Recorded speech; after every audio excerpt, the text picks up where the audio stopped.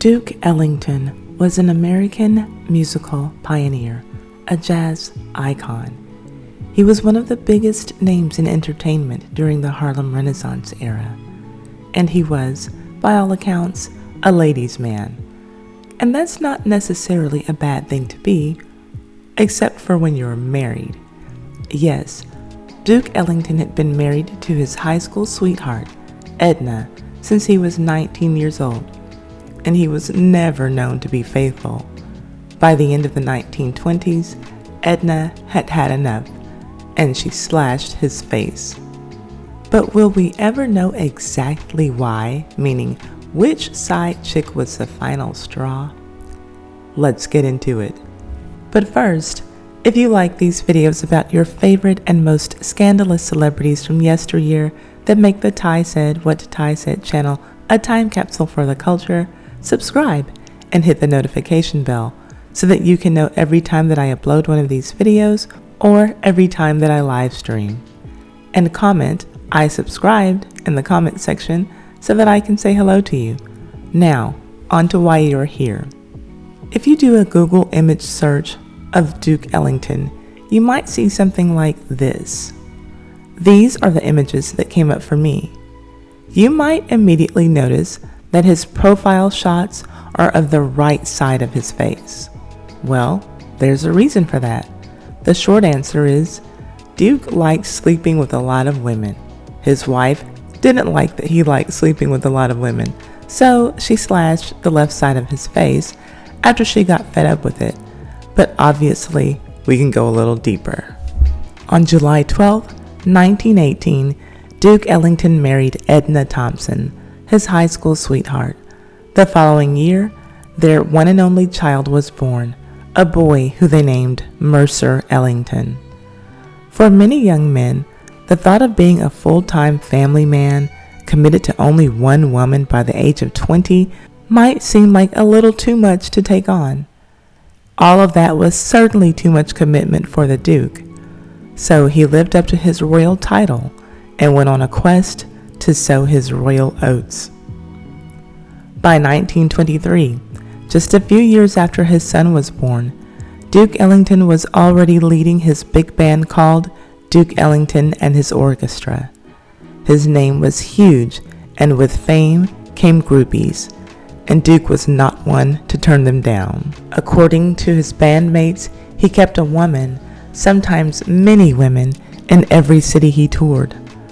More than one account had Duke Ellington renting multiple hotel rooms at one time, one room for each of his girlfriends, and then waiting until the end of the evening to decide which girlfriend, if any, would get to spend the night with him.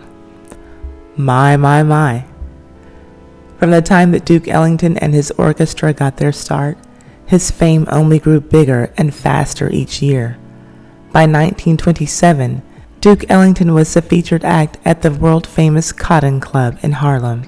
Another level of fame, another level of groupies. We know that his wife slashed his face in 1928 or 1929, after a decade of playing second fiddle to his girlfriends throughout their marriage. By the end of the 1920s, Duke Ellington was one of the biggest names in music in the world. The film industry was making some major progress too. They had come out of the silent film era for some time and were making what was at the time called talkies, we'll say sound films. And the stars aligned for Duke Ellington to make his sound film debut in a movie called Black and Tan that was released in December of 1929. It is clear that Duke Ellington got that scar on his face sometime during the production process of Black and Tan. If you look at the beginning scenes in the film, you'll see that the scar is not on his face.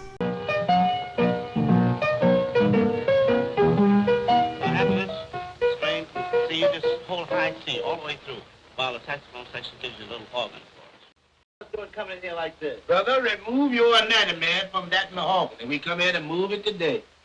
Well, you're not going to take my piano, are you? I ain't gonna...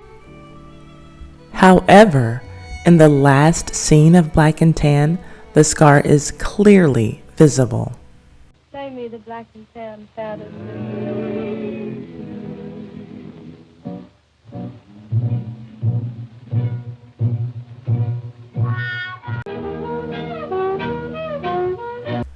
This has led some people to believe that Duke's wife, Edna, had a big problem with what was going on while the cameras weren't rolling on that set.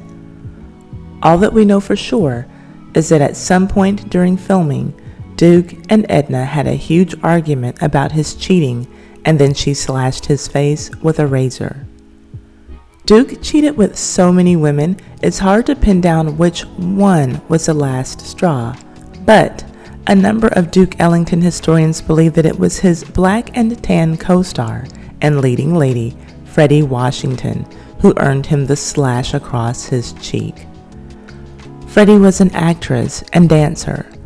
Sonny Greer, who was a drummer for Duke Ellington, said of her, quote, "She had gorgeous skin, perfect features, green eyes, and a figure. When she smiled, that was it," end quote. Fredi Washington was light enough to pass for white, as was Duke Ellington's wife and his longtime mistress, which might lead one to think that he had a type. Fredi Washington's biggest film role was in the 1934 version of Imitation of Life. She portrayed the young black woman who tried unsuccessfully to pass in society as a white woman. With her being chosen for that role, it's probably no shocker that in real life she could pass for white and was often encouraged to do just that in order to get more roles as an actress and dancer. But Fredi Washington never went that route. She decided not to pass for white, and she decided not to pass on having an affair with a very married Duke Ellington. Duke Ellington never spoke on the record about their romantic involvement, but Fredi Washington herself later admitted to the film historian Donald Bogle that she and Duke Ellington had been lovers. She said of Ellington, quote, "I just had to accept that he wasn't going to marry me, but I wasn't going to be his mistress," end quote. Their relationship was widely known at the time in the entertainment world, enough so that Mercer Ellington, Duke Ellington's son with his wife Edna, could write in his 1979 memoir of, quote, "a torrid love affair Pop had with a very talented and beautiful woman, an actress. I think this was a genuine romance, that there was love on both sides, and that it amounted to one of the most serious relationships of his life," end quote. Here is the Duke with Fredi Washington. So, do you think that this is the woman who is the reason Duke Ellington earned that scar on his face? We know from her own mouth that she had an affair with him, and we know that while they worked together on the film, he didn't have the scar when they started, but he did have the scar by the time they were finished. Let me know in the comment section if this is a closed case for you, or if you think that the Duke got the scar for cheating with another woman. Edna, his wife, knew exactly what she was doing when she picked up that razor. Yes, she was getting her revenge, but she knew that she was causing her husband a lifetime of embarrassment. Duke Ellington was notoriously vain. From the point that Edna scarred his face, he was terribly embarrassed to show the left side of his face in public. And as long as he knew that a camera was capturing his face, he would turn his right cheek to the camera. You can see here that when he met the Queen of England, he did not know that a camera was near. After getting that scar, Duke left his wife Edna for good. They separated permanently, but never divorced. He actually continued to support Edna financially for the rest of his life. It has been said that after that altercation, Duke Ellington never spoke about Edna to his acquaintances. Many of them assumed that she had died. As for his own words about how he got his embarrassing scar, Duke Ellington left it for his fans to decide. In his autobiography, Music is My Mistress, he wrote, quote, "I have 4 stories about it, and it depends on which you like the best. One is a taxicab accident. Another is that I slipped and fell on a broken bottle. Then there is a jealous woman. And last is Old Heidelberg, where they used to stand toe-to-toe with a saber in each hand and slash away. The first man to step back lost the contest, no matter how many times he'd slice the other. Take your pick. End quote. People who knew Duke Ellington knew which story to pick. Irving Mills, who was one of Duke Ellington's musical arrangers on the Black and Tan film set, said, quote, "Women was one of the highlights in his life. He had to have women. He always had a woman, always kept a woman here, kept a woman there, always had somebody." End quote. Duke Ellington lived the rest of his life married to Edna, but separated, so he got to have fun with as many women as he pleased. As for Fredi Washington, she never got the commitment from Duke Ellington that she wanted. A few years after her affair with the Duke, she married Lawrence Brown, Duke Ellington's trombonist.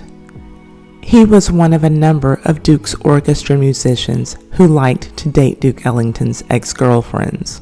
Fredi's marriage to Lawrence lasted from 1933 to 1951. Fredi Washington eventually married a dentist, Dr. Hugh Anthony Bell, and settled in Connecticut and left show business for good. My sources for this video are Arts Journal blog, Crazy Town blog, Music is My Mistress by Duke Ellington, and Duke, A Life of Duke Ellington by Terry Teachout. If you want text notifications so that you can get a text 15 minutes before I release a video or 15 minutes before I live stream, simply send a text to 786-632-2135 to let me know that you want text, and you will get an outgoing text message 15 minutes before I have a new video release. Thank you so much for tuning in to the Ty Said What Ty Said channel. Please leave a thumbs up and comment so that we can get a discussion going. And share this video on all of your social media, especially your Facebook. That really helps me out a lot. And subscribe and hit the notification bell so that you can know when my next video is ready for you. And if you don't like what I'm saying, but you love it, feel free to hit that applaud button just below your video screen there and send me some donations.